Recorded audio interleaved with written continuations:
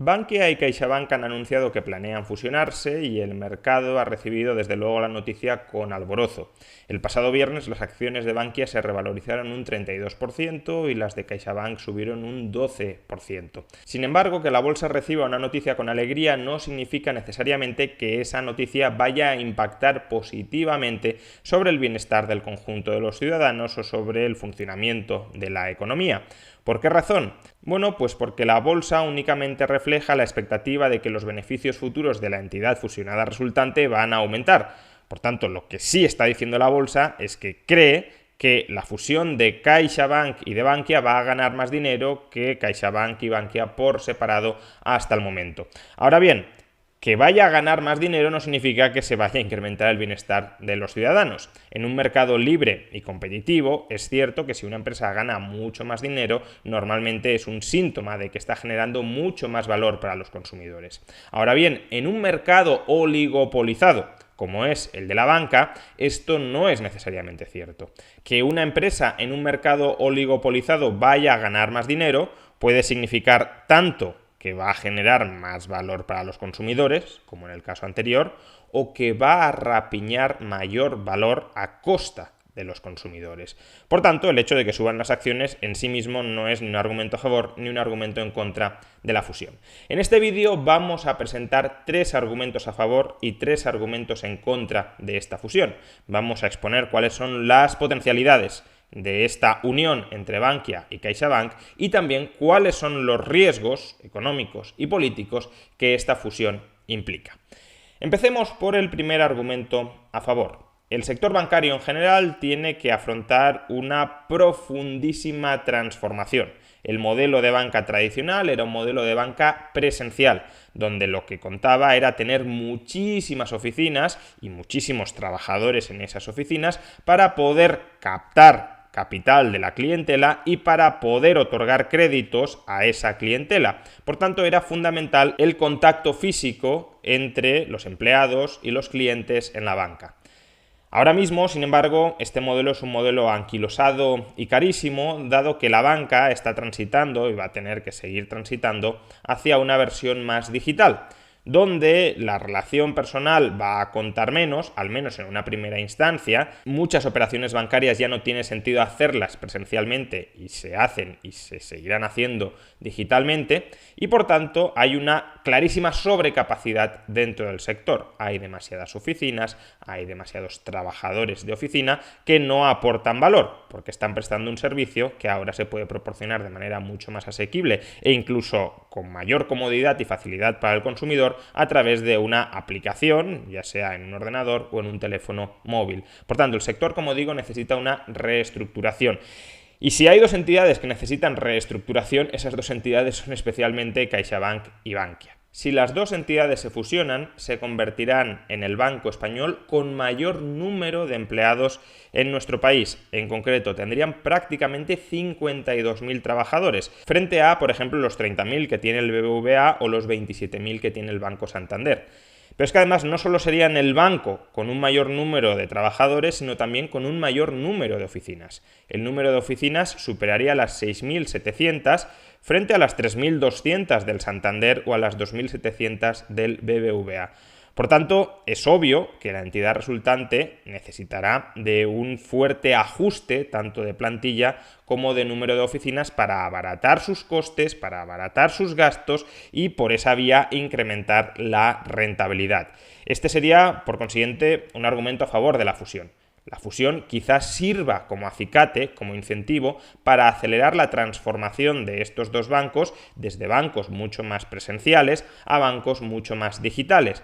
Y por esa vía se puede incrementar la rentabilidad de estas entidades, de estos bancos, de una forma positiva, es decir, ahorrando costes, liberando recursos, oficinas o trabajadores que pueden emplearse en otras partes de la economía para generar valor. Si una empresa genera el mismo valor que antes consumiendo menos recursos, recursos, su eficiencia ha aumentado porque permite que esos recursos que ya no utiliza pasen a otras zonas de la economía a generar otros bienes y servicios que antes no se podían generar porque estaban esos factores productivos atascados en esta más ineficiente empresa. Por tanto, repito, este es un argumento a favor. Sin embargo, este argumento a favor también tiene un reverso tenebroso, también tiene un argumento en contra, o también da pie a un argumento en contra. La unión de estas dos entidades dará lugar al mayor banco por activos en España. Y esto lo que significa es que la concentración bancaria en nuestro país va a aumentar de manera apreciable. En economía, una de las formas de medir la concentración bancaria es a través del llamado índice de Herfindahl. Cuanto mayor es el valor que toma el índice de Herfindahl, mayor es la concentración empresarial que se produce en una determinada industria y, por tanto, ceteris paribus, menor es la intensidad de la competencia dentro de esa industria. Pues bien, si calculamos el índice de Herfindahl de las 10 mayores entidades financieras de nuestro país en función del volumen de activos que manejan, que poseen en nuestro país, el índice de Herfindahl de la banca española de las 10 mayores entidades es de 1.470 a día de hoy. En realidad, si incluyéramos todo el universo de entidades que operan en nuestro país, las que son más pequeñas, el índice de Herfindahl todavía bajaría algo más. Pero bueno, este valor de 1.470 es un buen punto de partida. ¿Por qué? Pues porque se suele considerar que un índice de Herfindahl por debajo de 1.500 indica una concentración baja dentro de una industria. En cambio, cuando se perpetre la fusión entre Bankia y CaixaBank, el índice de Herfindahl superará los 1.900, el índice de Herfindahl de las 10 mayores entidades en nuestro país. Y un índice de Herfindahl de 1.900 ya indica una concentración moderada alta. Estamos ya cerca del límite que nos mostraría una concentración excesiva dentro de un mercado. En general, personalmente no suelo dar demasiada importancia al índice de Herfindahl porque creo que lo que determina la competencia en un mercado es la facilidad con la que las empresas pueden entrar para disputar la posición a otras empresas. Aunque en una determinada industria solo haya una compañía, si esa compañía sabe que si abusa de su poder de mercado entrarán en su sector otras empresas, se crearán nuevas empresas que le hagan la competencia, esa compañía tratará de protegerse frente a los nuevos entrantes como no abusando de su poder de mercado, porque si abusa, insisto, aparecerán competidores que la desplazarán del mercado. Lo crucial, por consiguiente, son las barreras de entrada. A menores barreras de entrada, con independencia de cuántas empresas haya en un sector, mayor competencia dentro de ese sector. ¿Qué sucede? En la banca, las barreras de entrada son altísimas. No existe, de hecho, libertad de entrada en el sector bancario. Para crear un banco te lo tiene que autorizar el poder político y el poder político es renuente a autorizar la creación de nuevos bancos. Por tanto, el sector bancario es, en toda su extensión, un oligopolio legal porque, como digo, no pueden crearse nuevas entidades o es muy complicado al menos crear nuevas entidades. Y en ese contexto, en un contexto en el que no es posible crear nuevos bancos, en el que nuevos bancos no pueden entrar al mercado para competir con aquellos que están abusando de su poder, de su posición dentro de ese mercado no competitivo, evidentemente la concentración sí es un factor importante. A mayor concentración, ceteris paribus, mayor capacidad para extorsionar al consumidor, es decir, para establecer precios monopolísticos tanto en los intereses pagados o en las comisiones cobradas a los acreedores del banco, como en los intereses cobrados, en los intereses exigidos a los deudores del banco. Como vemos, pues el mercado puede estar descontando o que Bankia y CaixaBank reducirán muy sustancialmente sus gastos a través de esta fusión, cerrando oficinas, vendiendo oficinas y ajustando su plantilla, lo cual sería una forma de ganar dinero que redundaría en mayor eficiencia dentro de la economía, o también puede estar descontando que CaixaBank y Bankia ganarán más dinero porque extorsionarán, abusarán más de su poder de mercado y, por tanto, lejos de aumentar la eficiencia, la reducirán, porque el poder de mercado se ejerce reduciendo los servicios que ofreces para así poder cobrarlos más caros. Ese es el típico comportamiento del monopolista o del oligopolista. Bien, vamos con el segundo argumento a favor. En principio, la fusión de CaixaBank y de Bankia puede terminar arrojando una entidad más solvente de lo que ambas entidades lo eran por separado. Sobre todo, si alguna de estas dos entidades tiene algún tipo de problema, algún tipo de pufo internamente y la otra está sobradamente capitalizada, puede suceder que el agujero de una de estas entidades sea absorbido por el exceso de capital que tenga la otra entidad. Por tanto, si esto es así, si hay alguna entidad que va a tener problemas de cara al futuro debido, por ejemplo, a los impagos que se van a producir a raíz de la actual crisis económica, el que ambas entidades se fusionen y el capital de la entidad sobrecapitalizada sirva para cubrir las pérdidas de la entidad infracapitalizada, redundará, ya digo, en una mayor solvencia, en una mayor solidez de este banco en el mercado y también en un ahorro de costes para el contribuyente. ¿Por qué razón? Pues porque ya sabemos que cuando un banco está en problemas se lo tiende a rescatar con dinero público. Si nos ahorramos un rescate porque las pérdidas del banco que sería rescatado van a ser cubiertas por el banco que tenga exceso de capital, pues fabuloso para los contribuyentes. Ese sería el argumento a favor. Ahora bien, de nuevo, este argumento también tiene un reverso tenebroso en forma de argumento en contra. El hecho de que estos dos bancos tan grandes, tan importantes, que van a arrojar, repito, la primera entidad en España por volumen de activos en suelo nacional, dentro de nuestra economía, el hecho de que estos dos bancos se fusionen va a generar una entidad enorme dentro de nuestro país. Y las entidades enormes ya sabemos que tienden a ser consideradas por los reguladores, por los políticos, como entidades demasiado grandes para quebrar.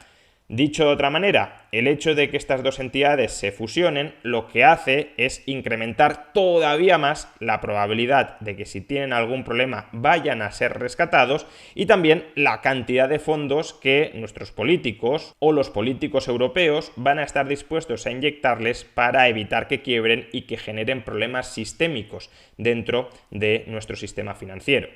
Evidentemente, que una entidad sea demasiado grande para quebrar y que como es demasiado grande para quebrar tenga que recibir apoyo forzoso del contribuyente, no deja de ser un chantaje contra el contribuyente. Lo que están diciendo es: yo soy una bomba de relojería, o me desactivas o te llevo por delante cuando a mí me vengan mal dadas.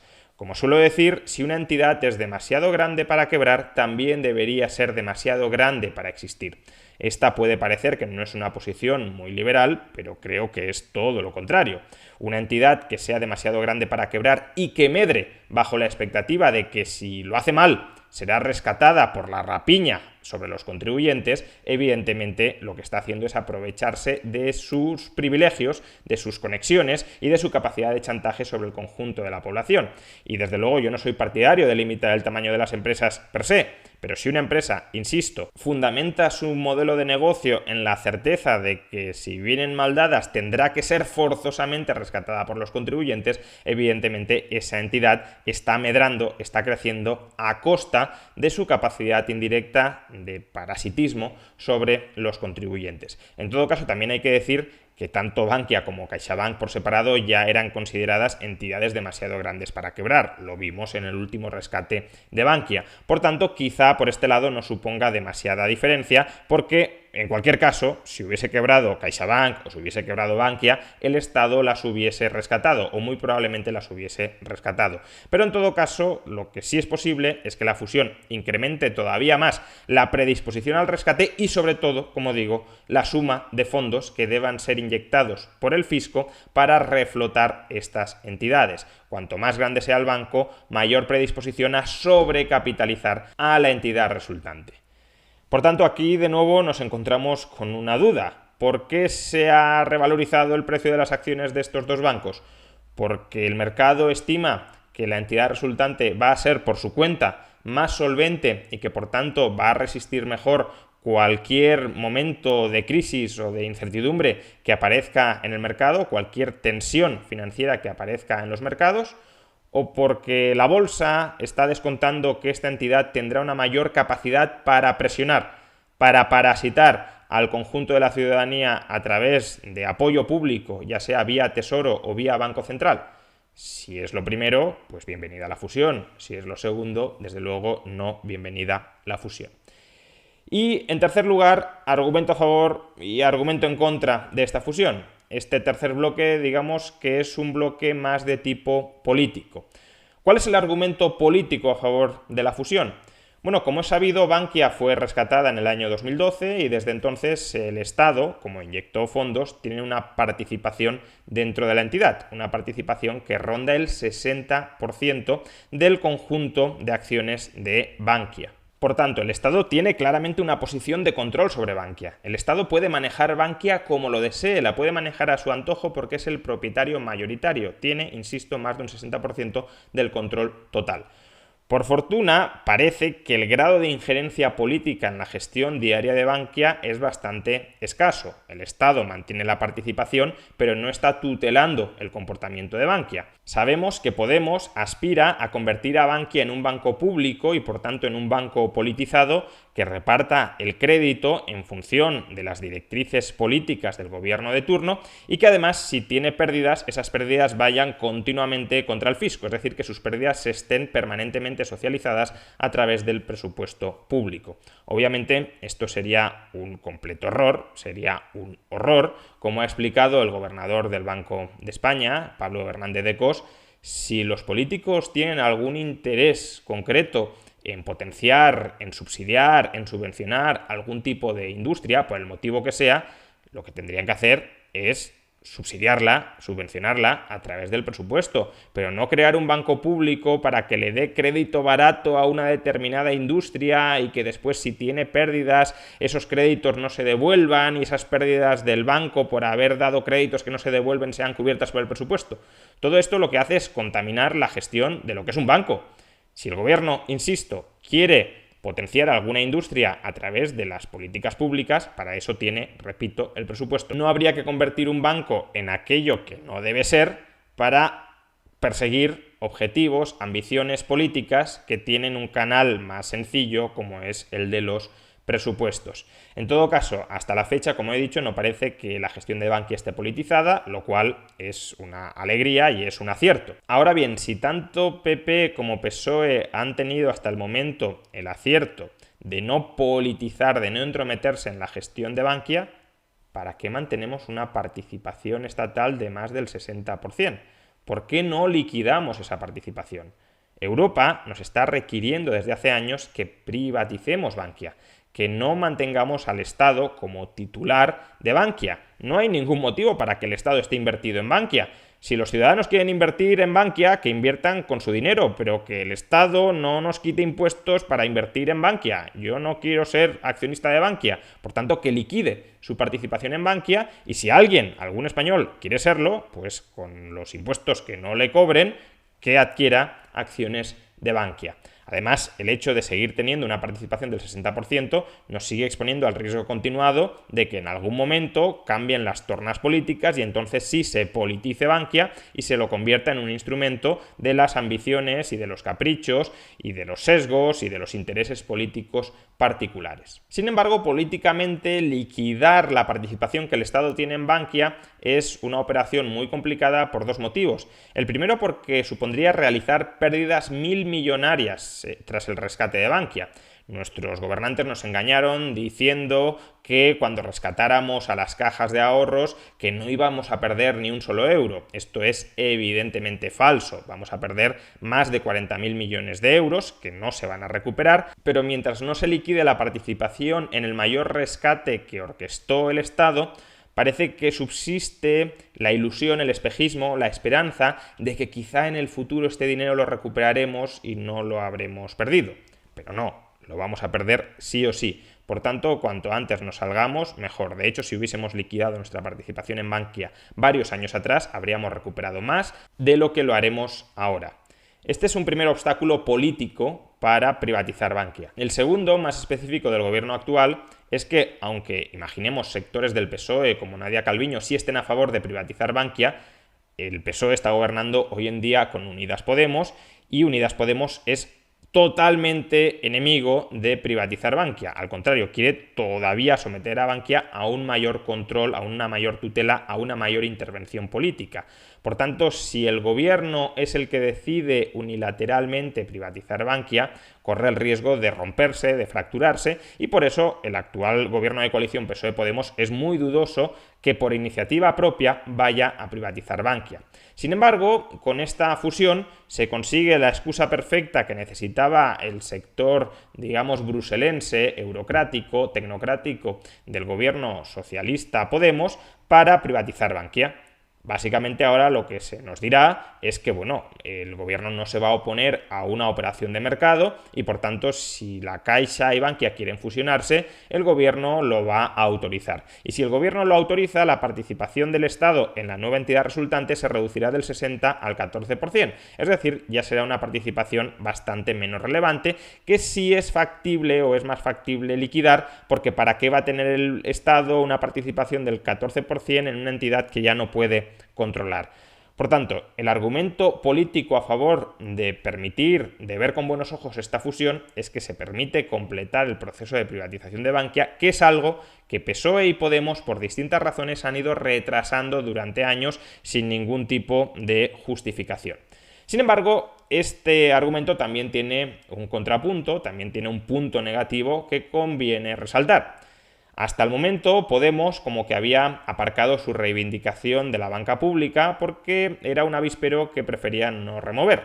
Sabía que el PSOE se iba a oponer a convertir a Bankia en un banco público y, por tanto, ¿para qué dar una batalla ante la opinión pública que sabían que iban a perder y que solo iba a desgastar a ambas formaciones políticas? Sin embargo, si Bankia se privatiza a través de la fusión con CaixaBank, eso supondrá de entrada una clara derrota para Podemos. Supondrá ante la opinión pública una humillación frente a sus planteamientos programáticos. Por lo tanto, es muy probable que Podemos, para no verse empujado a tensionar la coalición de gobierno después de este claro desplante, exija algún tipo de contrapartida. ¿Y cuál puede ser esta contrapartida? Pues según empiezan a sugerir algunos medios de comunicación, la contrapartida podría ser un mayor control sobre el ICO, es decir, tratar de canalizar la famosa banca pública que Podemos lleva en su programa a través del Instituto de Crédito Oficial. Se trataría de politizar todavía más el ICO, de darle mayor participación a Podemos en el ICO y, por tanto, de que a través del ICO Podemos pueda repartir caprichosa, arbitraria, sesgadamente el crédito en función de sus intereses. Por tanto, este es un punto en contra. Si por el hecho de haber removido el avispero de la fusión y de la privatización de Bankia, Podemos tiene ahora, para no quedar más desacreditado frente a la opinión pública, tiene ahora que librar una batalla con el PSOE para conseguir algún trofeo y el PSOE, para que no se vea tensionada su coalición de gobierno, está dispuesta a darle algún premio, por ejemplo, en forma de un mayor control del ICO, entonces mejor habría sido quedarnos como estábamos, es decir, con una participación del Estado en Bankia donde el Estado no metía el cazo y, por tanto, donde no había una politización del crédito. Ahora esa politización del crédito quizá comience a darse de manera mucho más exagerada a través del ICO. En definitiva, hay argumentos a favor y argumentos en contra de la fusión entre Bankia y de la fusión entre CaixaBank. En general, prefiero no dar opiniones ni muy a favor ni muy en contra de las fusiones entre empresas porque forma parte de su estrategia empresarial y nadie mejor que los propios empresarios para saber si la fusión o la adquisición tiene potencialidad de generador de valor o no. Sin embargo, en un caso como el actual, nos encontramos en un mercado oligopolizado y además uno de los agentes que participa en esta fusión es un agente que ha sido rescatado por el sector público, es decir, por los contribuyentes, y donde el Estado todavía tiene una porción de control sobre la misma. Creo que sí es pertinente analizar la fusión desde la perspectiva de puntos a favor y puntos en contra, porque no es ni mucho menos evidente que un liberal tenga per se que apoyar esta fusión, que va a incrementar la concentración bancaria, que va a suponer un mayor chantaje sobre el conjunto de la ciudadanía en forma de un banco todavía más grande como para quebrar